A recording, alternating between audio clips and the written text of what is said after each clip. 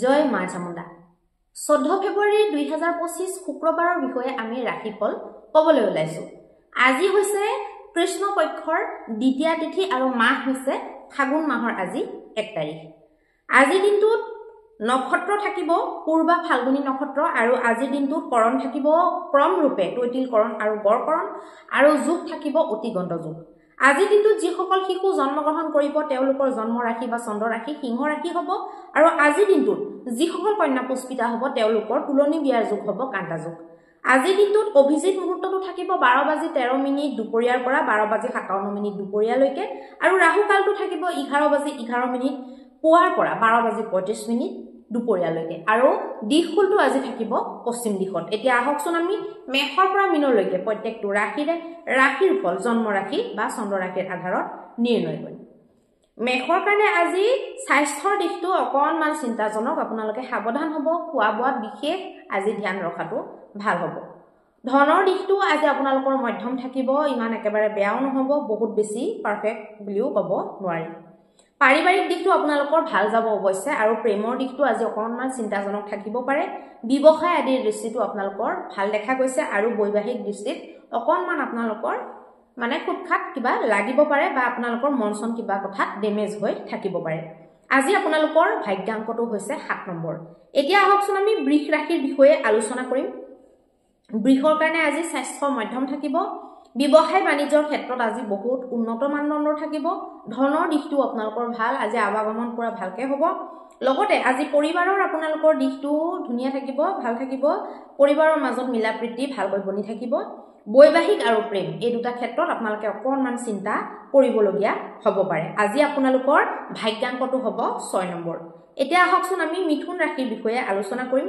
মিথুন ৰাশিৰ কাৰণে আজি দিনটোত স্বাস্থ্য ক্ষেত্ৰ দুৰ্বল দেখুৱাইছে। ধন আৰু সম্পত্তিৰ দিশটো আপোনালোকৰ মজবুত দেখুৱাইছে, আপোনালোকৰ ভাল দেখুৱাইছে। লগতে আপোনালোকৰ প্ৰেমৰ দৃষ্টিত শুভ দেখুৱাইছে, প্ৰেমত বুজাবুজি দেখুৱাইছে। কিবা যদি কাজিয়া পচাল লাগি আছিলে সেইটো আপোনালোকৰ ঠিক হোৱাৰ সম্ভাৱনা দেখা গৈছে। ব্যৱসায় ক্ষেত্ৰত বৰ এটা ভাল নাই দেখুওৱা, মন মোতাবিক নাই দেখুওৱা। বৈবাহিক জীৱনটো আপোনালোকৰ ভাল দেখা গৈছে। আজি আপোনালোকৰ ভাগ্যাংকটো হ'ব 4 নম্বৰ। এতিয়া আহকচোন আমি কৰ্কট ৰাশিৰ বিষয়ে আলোচনা কৰিম। কৰ্কটৰ কাৰণে কিন্তু আজি দিনটোত স্বাস্থ্য বেয়া থাকিব, আপোনালোকে খোৱা বোৱাত কণ্ট্ৰল ৰাখিব লাগিব আৰু বাণীটো যদি আজি সংযম কৰে আপোনালোকৰ ভাল হ'ব। ধন আপোনালোকে য'ত নিৱেশ কৰিম বুলি ভাবিছে বা ধনৰ ৰুটিনটো আপোনালোকে যেনেকৈ বনাইছে দিনটোৰ কাৰণে তেনেকৈ আপোনালোকে প্লেনিং মতে কৰিবলৈ পাৰিব, অসুবিধা নাই। পৰিবাৰৰ ক্ষেত্ৰত মধ্যম দেখুৱাইছে, বহুত ভালো নহয়, বহুত একেবাৰে বেয়াও নহয়।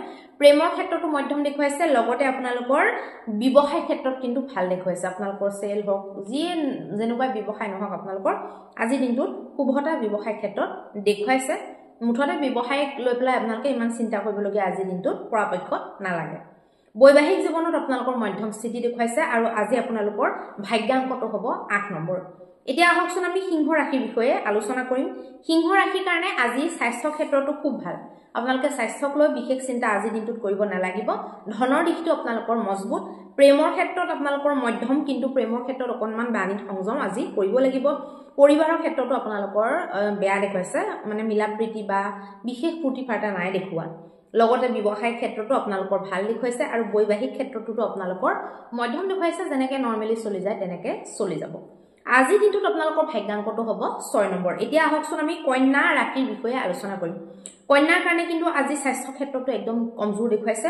লগতে ধনৰ দিশ আৰু পাৰিবাৰিক দিশটো আপোনালোকৰ কমজোৰ দেখুৱাইছে আৰু প্ৰেমৰ দিশে কিছু চিন্তা দেখুৱাইছে, কিছু আকৌ ধৰক ঠিকো হ'ব, কিছু চিন্তা বনি থাকিব।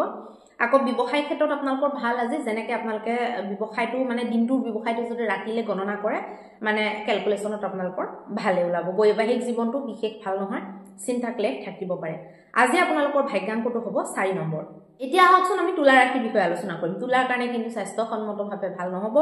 স্বাস্থ্যত অকণমান চিন্তা, মাথাৰ বিষ বা যিকোনো তেনেকুৱা ঠাণ্ডা লগা, ডিঙি চিঙি বিষোৱা এনেকুৱা ধৰণৰো হ'ব পাৰে। ধনৰ দিশটো একদম দুৰ্বল, আপোনালোকে ভবা মতে প্লেনিং মতে আজি ধনবিলাকৰ যোৱা আহাটো আপোনালোকৰ তেনেকুৱা নহ'ব বা সন্ধি বা কিবা যদি মীমাংসা আছে ধনৰ ক্ষেত্ৰত সেইবিলাকতো বিশেষ ভাল বুলি ক'ব নোৱাৰি। পৰিবাৰ ক্ষেত্ৰত আপোনালোকৰ মজবুত দেখুৱাইছে, ফূৰ্তি ফাৰ্তা আজিৰ দিনটোত আপোনালোকৰ বনি থাকিব। প্ৰেমৰ ক্ষেত্ৰত মধ্যম দেখুৱাইছে। ব্যৱসায় বাণিজ্যৰ ক্ষেত্ৰত উন্নত মানদণ্ডৰ ব্যৱসায়ৰ স্থানটো আপোনালোকৰ দেখুৱাইছে। বৈবাহিক জীৱনত মধ্যম আপোনালোকৰ দেখুৱাইছে। এতিয়া আহিব আপোনালোকৰ ভাগ্যাংক। আপোনালোকৰ ভাগ্যাংকটো হ'ব 7 নম্বৰ।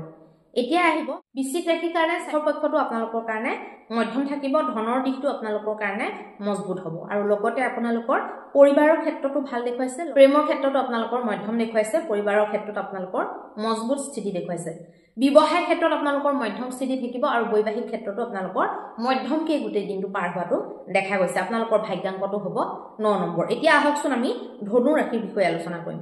ধনু ৰাশিৰ কাৰণে আজি স্বাস্থ্য, ধন সম্পত্তি, প্ৰেম আৰু বৈবাহিক এইকেইটাত সকলোতে ভাল দেখুৱাইছে। প্ৰেয়াৰিক আৰু আপোনালোকৰ ব্যৱসায় এই দুটাত অকণমান আপোনালোকৰ মধ্যম স্থিতি দেখুৱাইছে, বাকী গীতা ক্ষেত্ৰ আপোনালোকৰ আজি শুভ দেখুৱাইছে। আজি আপোনালোকৰ ভাগ্যাংকটো হ'ব 6 নম্বৰ। এতিয়া আহকচোন আমি মকৰ ৰাশিৰ বিষয়ে আলোচনা কৰিম। মকৰ ৰাশিৰ কাৰণে আজি স্বাস্থ্যটো মধ্যম থাকিব, ধনৰ দিশটো আপোনালোকৰ মজবুত দেখুৱাইছে, পৰিয়ালৰ ক্ষেত্ৰতো আপোনালোকৰ ভাল নাই দেখুওৱা, বৰ বিশেষ মিলাপ্ৰীতি নহ'ব পাৰে, প্ৰেমৰ ক্ষেত্ৰতো মধ্যম দেখুৱাইছে, লগতে ব্যৱসায় বাণিজ্যত উন্নত মানদণ্ডৰ আপোনালোকৰ দেখুৱাইছে আৰু বৈবাহিক জীৱনটো আপোনালোকৰ মধ্যম দেখুৱাইছে। আজি আপোনালোকৰ ভাগ্যাংকটো হ'ব 6 নম্বৰ। এতিয়া আহকচোন আমি কুম্ভ ৰাশিৰ বিষয়ে আলোচনা কৰিম। কুম্ভ ৰাশিৰ কাৰণে আজি স্বাস্থ্য হওক, ধন সম্পত্তি হওক, পৰিবাৰ হওক, প্ৰেম হওক, বৈবাহিক ক্ষেত্ৰ হওক বা ব্যৱসায় ক্ষেত্ৰ হওক, সকলোতে আজি আপোনালোকৰ উত্তম দিন দেখুৱাইছে। আজি আপোনালোকৰ ভাগ্যাংকটো হ'ব 3 নম্বৰ। এতিয়া আহিব মীন ৰাশিৰ কাৰণে। মীন ৰাশিৰ কাৰণে আজি দিনটোত স্বাস্থ্য ক্ষেত্ৰটো একদম উন্নত থাকিব, ধনৰ দিশটো দুৰ্বল দেখুৱাইছে, লগতে পৰিবাৰৰ দিশটো আপোনালোকৰ দুৰ্বল দেখুৱাইছে, ব্যৱসায় দিশটো মধ্যম দেখুৱাইছে, বৈবাহিক আৰু প্ৰেমটো খুব মজবুত দেখুৱাইছে, তাত আপোনালোকে সম্পূৰ্ণ সন্তুষ্টি আজিৰ দিনটোত পাব আৰু আজি আপোনালোকৰ ভাগ্যাংকটো হৈছে 1 নম্বৰ। এতিয়া আহকচোন আমি ৰাশিফল শেষ কৰাৰ লগে লগে মহা উপায়টোৰ ফালে যাওঁ। মহা উপায়ত আজি আপোনালোকে এনেকুৱা কি কৰিব যিটোৱে নেকি আপোনালোকৰ গোটেই দিনটোৰ জটিলতাসমূহ নাশ কৰিব পাৰিব। আজিৰ দিনটোত আপোনালোকে ৰাতিপুৱা মানে 9টা বজাৰ ভিতৰত এডাল ঝাৰু দান কৰক আৰু আজি বটবৃক্ষৰ তলত, আহঁত গছৰ তলত, যিকোনো তিনিআলি বা চাৰিআলিৰ কিনাৰত বা কোনোবা বিৰান জংঘলত আৰু তুলসীৰ তলত এইকেইটা স্থানত আজি আপোনালোকে মাটি চাকি জ্বলাওক, তেলৰ চাকি বা ঘিউৰ চাকি যিকোনো চাকি আপোনালোকে জ্বলাব পাৰে আৰু মন্দিৰত আপোনালোকে ঝাৰু দান দিয়ক আৰু মিঠা পান অৰ্পণ কৰক মন্দিৰত। অত্যন্ত শুভ ফল আজিৰ দিনটোত আপোনালোকে লাভ কৰিব পাৰিব। ধন্যবাদ।